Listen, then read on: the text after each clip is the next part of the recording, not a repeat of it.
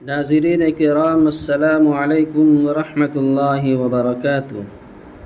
حکومت نے جو قانون بنایا تھا وقف بورڈ کے لیے، اس قانون کو رد کرنے کے لیے کچھ تاریخ میں توسیع کی گئی تھی، یعنی 15 ستمبر تک ای میل بھیجنے کا ٹائم دیا گیا تھا۔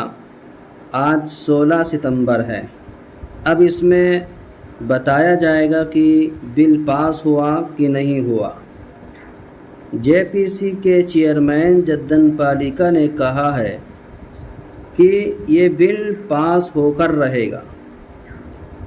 یہ ایسا نہیں ہے کہ یہ بل پاس نہیں ہوگا، بل پاس ہو جائے گا۔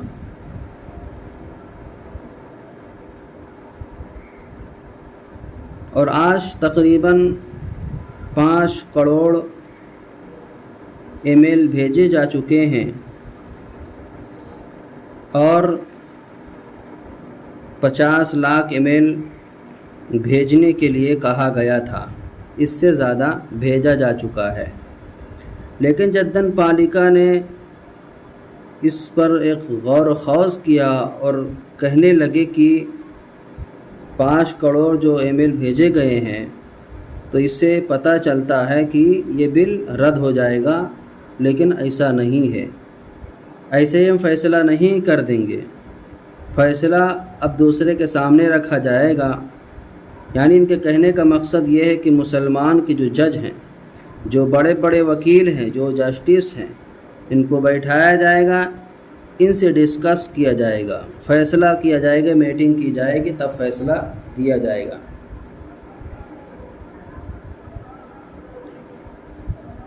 تو جو قانون بنا اور اس پر ای میل بھیجا گیا اور زیادہ تر مسلمانوں نے اس پر جم کر محنت کی ہے، تو اب مسلمانوں نے سمجھ لیا کہ یہ بل رد ہو جائے گا، لیکن ایسا نہیں ہے۔ صرف مسلمانوں کو ای میل بھیجنے کے لیے جگانے کی پلاننگ کی گئی تھی کہ مسلمان بیچارے سو رہے ہیں تو ان کو کس طرح جگایا جائے، اس لیے بل بنایا گیا، ایک قانون بنایا گیا اور اس قانون کو رد کرنے کے لیے ای میل بھیجنے کے لیے کہا گیا۔ تو ای میل بہت سارا بھیجا گیا ہے،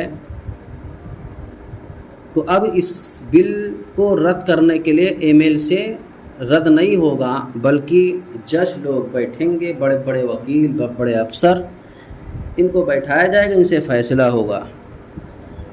ایک بات اور معلوم ہونا چاہیے، کیونکہ کمی ہم لوگوں کی ہی ہے۔ مسلمانوں کو پتہ نہیں کہ جس طرح مسلمان ان 15 دن میں ایکٹیو تھے، جگے ہوئے تھے، بس اسی طرح ان کو جگنے کی فکر ہے۔ ان کو چاہا جا رہا ہے کہ یہ لوگ جگ کر اور بیداری کا ثبوت پیش کریں۔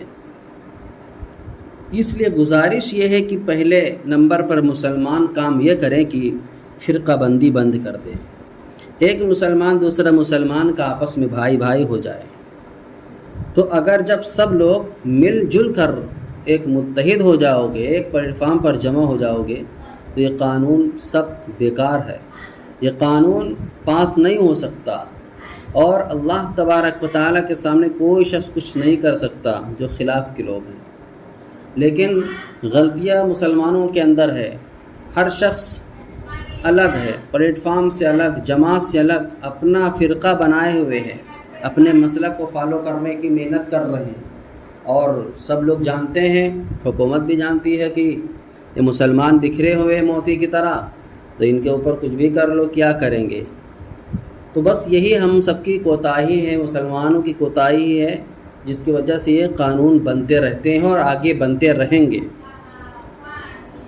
اس لیے گزارش یہ ہے کہ اپنے فرقہ پرستی میں جو پڑے ہوئے ہیں اس فرقہ پرستی کو چھوڑ دیں، اس لیے دوسرے لوگ ہم پر بھاری ہیں، اور یہ بل آگے جتنا ہی اس پر فیصلہ ہوگا، ڈسکس ہوگا، انشاءاللہ میں بتاتا رہوں گا۔